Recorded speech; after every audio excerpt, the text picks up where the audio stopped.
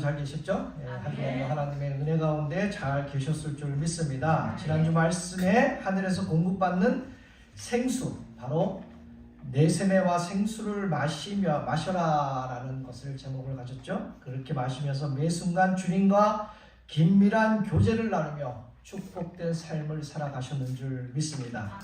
그런데 여러분, 그렇게 매일 하늘의 생수를 마시면서 믿음으로 애쓰다가 삶의 그 팍팍한 현실에 부딪히면 어떻습니까? 온몸과 마음이 무너질 때가 있다는 것이죠. 혹시 여러분들 삶 속에서 모든 에너지가 완전히 방전되어 버린 것 같은 순간을 여러분들 경험해 보신 적이 있으십니까? 치열한 경쟁과 삶의 무게 속에서 현대인이 가장 흔하게 겪는 마음의 병이 바로 오늘 제목, 영적 번아웃. 그 번아웃의 증후군이라는 것이죠. 한국말로 표현한다 그러면 이게 뭐라 그럴까요? 의욕상실, 모든 것을 잃어버린다. 정신없이 달려가다가도 어느 순간 엔진이 꺼져버리는 그 자동차. 마치 에너지가 완전히 고갈되어서 내 몸과 마음 그리고 생각까지 완전히 무너져 내리는 현상을 바로 번아웃이라고 말합니다. 그런데 이 번아웃은 우리 일상생활뿐만 아니라 우리의 영적 삶에도 똑같이 찾아온다는 것이죠. 뜨겁게 기도하고 봉사했던 사람이 어느 날 갑자기 예배의 자리에 나오는 것조차가 버겁다라는 것이죠. 그게 바로 영적 번아웃이라는 것이죠. 모든 영적 의욕을 잃어버린다는 것, 바로 이런 것들이 나에게도 찾아온다라는 것입니다. 오늘 본문 열왕기상 19장에는 하나님의 사람 엘리야가 이 영적 배터리가 0%, 바로 0%가 되어서 완전히 방전된 모습으로 등장합니다. 그렇다면 여러분들이 잘 알고 있는 엘리야가 과연 누구인가? 엘리야가, 여러분들 오늘 주인공의 엘리야를 하면 여러분들이 손가락으로 이렇게 꼽으시면서 엘리야가 이런 사람이었어, 이런 선지자요, 이런 일을 행하였다라고 아마 생각하게 될 것인데, 오늘은 네 가지로 한번 생각을 해봤습니다. 바로 하늘에서 불을 내렸던 그 갈매산의 영적 대결을 했던 그 엘리야라는 것이죠. 그리고 3년 동안 어떻습니까? 비가 안 내렸잖아요. 그래서 비가 내렸습니다. 장대 같은 비가, 기도하면서. 그 다음에 까마귀가 물어다 주는 그 떡과 고기를 먹었던 그런 기적들이 있었고요. 그 다음에 너무 지치고 너무 힘들고 정말 죽기까지 하는 그 로뎀 나무 아에서 잠시 쉬었던 그러한 사람이 바로 엘리야라는 것입니다. 이처럼 엘리야는 구약 성경 전체를 통틀어 가장 강력하고 화려한 기적을 행했던 능력의 대명사였다라는 것이죠. 그런데 도대체 전날 밤에 무슨 일이 있었기에 그 위대한 능력의 선지자가 오늘 본문에서 완전히 무너져 내린 것인가? 당시 이스라엘은요, 아합왕과 이사벨에 대한 그 왕비 이사벨에 대한 어두운 시대의 그 시대였잖아요. 백성들은 농사가 대박나게 해줄 어떻습니까? 풍요의 신, 바로 바알신을 섬겼습니다. 그래서 성공과 돈을 위해서 하나님을 과감하게 버린 것이죠. 이때 하나님께서 이방 출신, 변방 출신 그 엘리야를 부르십니다. 엘리야의 이름의 뜻은 여호와가 진짜 하나님이다라는 뜻을 가지고 있습니다. 엘리야가 왕에게 담대히 선포하죠. 제가 한번 AI로 한번 이 광경을 한번 만들어 봤는데 사진이 있죠? 예, 엘리야가 그 아합왕하고 이세라 왕비한테 하나님의 말씀을 전하는 모습입니다. 그 다음에 그 로뎀 나무 앞에서 정말 죽기까지 너무 쉬이 말씀, 그렇게 쉬는 그러한 사진을 한번 만들어 봤어요. AI로. 과연 이렇게 AI가 사용이 된다는 것이죠. 왕에게 담대히 선포하죠. 내가 섬기는 하나님께서 입을 열지 않으시면 앞으로 이 땅에 비 한 방울도 내리지 않을 것입니다. 그런데 어떻습니까? 정말로 3년 반 동안 비가 내리지 않아도 지독한 가뭄이 찾아왔잖아요. 오직 여호와 하나님만이 비를 주시는 분이 똑똑히 보여주는 그러한 장면입니다. 이후에 갈멜산에서 850명이라는 그 바알 선지자, 이세라 선지자, 그 맞붙은 대결에 이 엘리야가 무릎을 꿇고 기도하자 어떻습니까? 하늘에서 불이 떨어지고 3년 반 동안 막혔던 그 하늘문이 쫙 하고 열리며 장대 같은 그러한 비가 쏟아지는 그러한 엄청난 대승리를 엘리야는 거두게 된 것이죠. 그런데 이 엄청난 기적을 눈앞에서 직접 봤잖아요, 그 엘리야가. 그랬더니 엘리야의 그 가슴은 어떻습니까? 얼마나 큰 감동과 그 벅찬 그 기대가 있었겠습니까? 그래서 엘리야는 속으로 기대를 했을 것입니다. 어떻게 해요? 이제 드디어 이 나라, 이 어두운 나라에 다시 하나님께서 돌아오시겠구나. 다시 통치하시겠구나. 저 도도하고 악랄한 그 이사벨 왕비도 하나님 앞에 무릎 꿇고 꼬리를 내리겠구나 라고 이렇게 상상하고 기대를 했을 것입니다. 그러나 여러분 어떻습니까? 그 다음날 아침에 기다리고 있었던 그 현실이 어떠했습니까? 오늘 본문 1절에 이렇게 말씀합니다. 함께 읽겠습니다. 시작. 아합이 엘리야가 행한 모든 일과 그가 어떻게 모든 선지자를 칼로 죽였는지를 이세벨에게 말하니 이세벨이 사신을 엘리야에게 보내어 이르되 내가 매일 이맘때에는 반드시 내 생명을 저 사람들 중 한 사람의 생명과 같게 하리라. 아멘. 이사벨은 회개하기커녕 눈동자 하나 까딱하지 않았습니다. 오히려 눈에 도끼를 가득 품고 선뜻한 사형 선고를 엘리야에게 내리는 것이죠. 내가 죽인 바알 선지자처럼 내가 내일 이맘때쯤이면 내가 반드시 너를 칼로 쳐 죽이리라 라고 이렇게 사형 선고를 내립니다.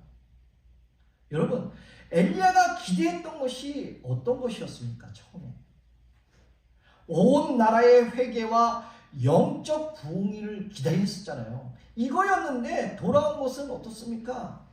더욱 가혹하고 냉혹한 그 목숨의 위협뿐이었습니다. 기적을 경험하고 은혜의 갈멜산에 올랐던 사람이 불과 몇 시간 만에 푸른 칼날 앞에 서 있게 된 것이죠. 사랑하는 성도 여러분, 우리가 은혜를 받았다고 해서, 기도의 응답을 받았다고 해서 나의 삶의 문제나 나의 그 어렵고 악한 환경이 당장 순조롭게 해결이 될까요? 바뀌는 게 아니잖아요. 간절히 기도한 후에 기대감으로 가득 찬 마음이 냉혹한 현실벽에 부딪히면 찾아오는 그 깊은 허탈감과 절망감이 있다는 것이죠.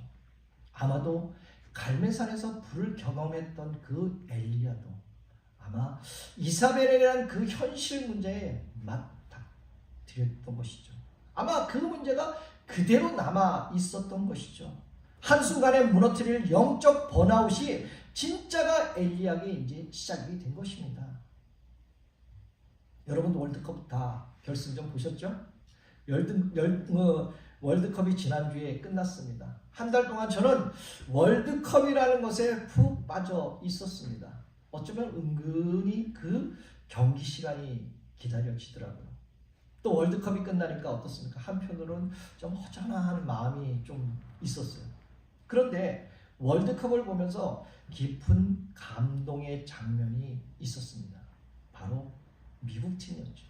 미국 팀은 자기들이 원하는 그 결과를 얻지 못했습니다. 그러나 경기 후에 여러분들 장면을 보셨습니까? 경기가 다 끝나고 그 팀이 모여서 그 주장이 꿇어앉아서 기도를 합니다. 같이 기도합니다.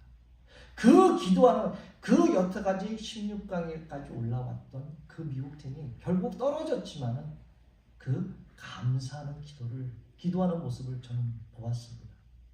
결과보다 중요한 것이 바로 하나님 앞에 무릎 꿇는 삶이라는 것이죠. 우리의 신앙도 마찬가지 아닙니까? 현실이 원하는 결과를 주지 않아도 우리는 계속 하나님께 무릎 꿇는 사람이 되어야 할 줄 믿습니다. 아무리 세상의 정의가 사라지고 불평등과 권력이 앞서는 세상이라 할지라도 청교도의 신앙으로 다시 돌아가 원하는 결과가 나오지 않았음에도 불구하고 하나님 앞에 무릎 꿇고 기도하는 그 젊은 청년들의 모습, 저는 그 모습에 큰 감동을 받았습니다. 요즘 젊은 세대가 어떻습니까? 이렇게 감동하고 기도하나요? 사랑하는 성도 여러분, 최고의 신앙적 습관은요, 마지막 경기를 알리는 휘슬에 울린다고 해서, 아니 내 뜻대로 결과가 나오지 않는다고 해서 멈추는 것이 최고의 신앙의 습관은 아니라는 것이죠. 월드컵은 끝났지만 우리의 매일의 삶은 말씀을 펼치고 그분께 무릎 꿇는 삶으로 계속 이어져야 할 줄 믿습니다. 하나님의 진리는 단순히 세상의 게임 규칙을 바꾸는데 그치지 않고 우리들의 삶 전체를 변화시켜 주실 줄 믿습니다. 그렇다면 여러분, 오늘을 살아가는 여러분들은 과연 어떠한가? 큰 은혜를 받고 기쁨으로 교회 문을 나섰는데 집에 돌아오자마자 전혀 변하지 않았던 가족들, 냉혹한 그 현실 문제에 부딪혀 한순간에 마음이 무너지는 그러한 적이 한두 번이 아니었을 것입니다. 어쩌면 뜨겁게 찬양하고 눈물로 기도하며 정말 그랬을 거예요. 이제 믿음으로 승리하겠습니다 하나님이라고 이렇게 고백하며 성전문을 나서는 순간 어떻습니까? 어쩌면 내 자존심을 조금 건드리기면, 조금 상하면 바로 얼굴이 찌푸려지게 되고 상대를 배척하는 것이 우리의 솔직한 민낯이 아닐까. 그리고 집에 돌아가는 길에는 어떻습니까? 바로 내 차 앞에서 확 끼어드는 그 차를 보고 뭐라 할까요? 상상에 맡기겠습니다. 어디 그뿐입니까? 차 안에서 또는 집의 문을 열자마자 어떻습니까? 여전히 냉랭하고 변하지 않는 그 남편의 말 한마디, 또 내 마음을 몰라주는 그 자녀들의 말과 태도들, 여전히 꽉 막혀있는 답답한 문제 앞에 우리는 부딪힐 수밖에 없다는 것이죠. 내가 그렇게 몇 날 며칠을 기도하고 그렇게 은혜를 받았는데 왜 내 삶은, 내 가정은, 내 자녀들은, 단 내 현실은 단 1mm도 변하지 않을까. 그럴 때 찾아오는 그 허탈감이 이루 말할 수 없을 것입니다. 깊은 탄식이 저절로 나올 것입니다. 차라리 은혜를 받지 말았더라도 기대나 안 하지. 큰 은혜와 기대를 품었기에 당장 변하지 않는 현실 앞에서 오늘 광야로 도망쳐 노뎀나무 앞에 쓰러진 엘리야가 느꼈던 마음이 아마 이런 마음이 아니었나.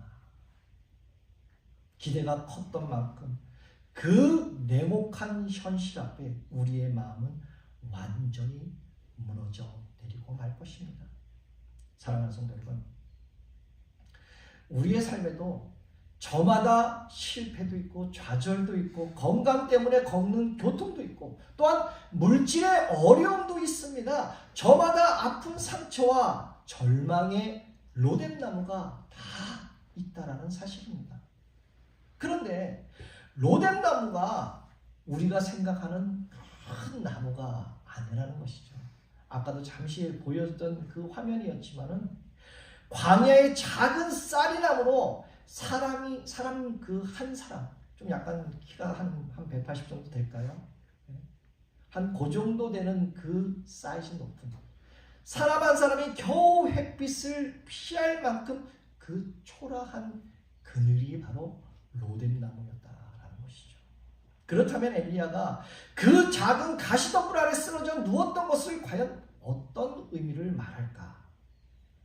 의지할 것은 단 하나도 없는 인생의 극심한 고독과 탈진, 바로 영적 번아웃 상태를 보여주는 것입니다. 더 이상 도망칠 힘도, 더 이상 버틸 힘도 없어서 그 작은 덤불 그늘 아래 얼굴을 파묻고, 하나님, 이제 충분합니다. 제 목숨을 걷어가 주십시오. 이러한 탄식했던 자리가 바로 저 로뎀나무 아래였던 것입니다. 왜 엘리야가 이런 극심한 영적 번아웃에 빠진 이유가 과연 무엇일까? 여러분, 조종사들이 하는 말이 있습니다. 비행기 조종사가 하다 보면, 이 조종을 하다 보면 앞에 계기판을 보고 쫙 가야 되는데 그렇지 않을 때가 있다는 것이죠. 언제요? 눈앞이 캄캄한 어둠이 보였을 때, 그리고 구름으로 가려져 있던 그 착시 현상이 보였을 때, 그 비행 계기판을 보지 않는다고 얘기합니다. 바로 내 형편의 상황을 바라봤다면 하늘과 바다가 뒤바뀐 것처럼 느껴져서 결국 땅으로 비행기가 추락하고 만다라는 것입니다. 그게 바로 벌티고라는 그러한 현상을 말한다고 합니다. 우리의 신앙도 마찬가지 아닐까요? 하나님이라는 그 계기판을 보지 않고 내 시선이 내 눈앞에 비참한 그 형편으로 향하는 순간 우리의 영혼은 과연 어디로 갈까? 바로 어둠 속으로 곤두박질을 할 수밖에 없다라는 것이죠. 그래서 내 영혼이 형편을 바라보면 무너져 내릴 때 시편 기자는 오늘 시편 40편 5절에 이렇게 고백합니다. 함께 읽겠습니다. 내 영혼아, 내가 어찌하여 낙심하여 어찌하여 내 속에 불안해하는가? 너는 하나님께 소망을 두라. 그가 나타나 도우심으로 말미암아 내가 찬송하리로다. 그러나 사랑하는 성도 여러분, 결코 낙심하지 않아야 할 줄 믿습니다. 왜요? 내 힘으로 버티다 보면 지쳐 쓰러진 나를 그 작고 보잘것없는 그 로뎀나무 밑에 바로 하나님께서 어루만져지심이 시작되는 거룩한 장소가 될 줄 믿습니다. 그래서 우리는 낙심하지 않는 것이죠. 내가 완전히 힘이 빠져서 하나님 더 이상 이제 못 버티겠습니다 라고 이렇게 그 무너진 자리에서 바로 하나님께서 나를 찾아오셔서 세밀한 손길로 세밀한 음성이 들리는 그러한 경험의 자리가 되어야 할 줄 믿습니다. 그렇다면 왜 로뎀나무 가시 덤불 아래 쓰러져 죽기를 구하는 엘리야를 하나님께서 어떻게 대면을 하셨는가? 어떻게 보셨는가? 오늘 5절부터 7절의 말씀에 이렇게 고백합니다. 함께 읽을까요? 로뎀나무 안에서 누워 자더니 천사가 그를 만지며 그에게 이르되 일어나서 먹으라 하는지라. 본즉 머리 아래 숯불에 구운 떡과 한 도가니 물이 있더라. 여호와의 사자가 또 다시 와서 어루만지며 이르되 일어나 먹으라. 내가 갈 길을 나가지 못할까 하노라 하는지라. 하나님께서는 내 믿음이 이것밖에 안 되느냐, 내 믿음이 이것밖에 안 되느냐라고 엘리야를 책망하지 않으셨다라는 것이죠. 대신 내 힘으로 겨우 햇빛 하나, 햇살 하나 가릴 수밖에 없었던 그 보잘것없는 그 로뎀나무 밑에 하나님이 찾아오시는 그 은혜의 자리로 오늘 엘리야를 바꿔 주셨다는 것이죠. 지쳐 무너진 그를 따뜻하게 어루만지면서 머릿맡에 숯불에 구운 따뜻한 떡과 물 한 병을 준비해 두시고 먹이시며 이렇게 쉬게 하셨다라는 사실입니다. 사랑하는 성도 여러분, 우리가 인생을 살다 보면 너무나 지치고 억울해서 그저 죽고 싶을 때가 얼마나 많았습니까? 바로 그 순간이 주님께서 찾아오셔서 우리를 따뜻하게 어루만져 주시는 때인 줄 믿습니다. 하나님은 엘리야에게 책망을 한 것이 아니라 세밀한 어루만짐과 숯불에 구운 떡으로 지친 몸과 영혼을 다시 세워 주셨습니다. 그래서 이사야 선지자를 통해서 지친 백성들에게 이사야서 40장 29절에서 31절을 통해서 동일한 은혜를 내려주시는데 약속해 주신대요. 함께 읽을까요? 피곤한 자에게 능력을 주시며 무능한 자에게 힘을 더하시나니 오직 여호와를 바라는 자는 새 힘을 얻으리니 독수리가 날개치며 올라감 같을 것이요. 그리고 7절에 이렇게 말씀하잖아요. 내가 갈 길을 다 같이 못할까 걱정한다, 염려한다. 엘리야는 자기 생각에 사로잡혀서 이제 내 인생과 사명은 이제 끝났다라고 단정을 지었겠지만 하나님께서는 여전히 그를 위한 계획이 남아 있었고 그가 가야 할 길을 남아 놓았던 것이죠. 너가 힘들고 어렵지만은 어떻게 너 길을 가지 못할까 내가 걱정한다라는 그 말씀으로 위로해 주신다는 것이죠. 그 하나님의 은혜가 임하자 어떻게 했습니까? 8절에 이렇게 말씀하죠. 이에 일어나 먹고 마시고 그 음식물을 힘입어 40주 40야를 가서 하나님의 산 호렙에 이르렀다라고 말씀합니다. 엘리야가 자신의 고통과 비참한 형편만을 바라보았을 때는 로뎀나무 가시덤불 아래 쓰러져 그저 죽기만을 구했을 것입니다. 하지만 하나님이 주시는 은혜의 떡을 먹고 시선을 하나님의 임재가 있는 그 호렙산으로 그 시선을 돌렸을 때 어떻습니까? 그는 40주 40야를 다시 걸어나갈 수 있는 하늘의 능력을 얻게 되었다라는 것이죠. 그렇다면 오늘 우리들은 어떨까? 우리들은 어떻습니까? 혹시 내 삶의 고단함 때문에 내 인생은 내 사명은 이제 여기까지야 라고 스스로 단정을 지으며 모든 것을 포기하려 하고 계시지는 않은가?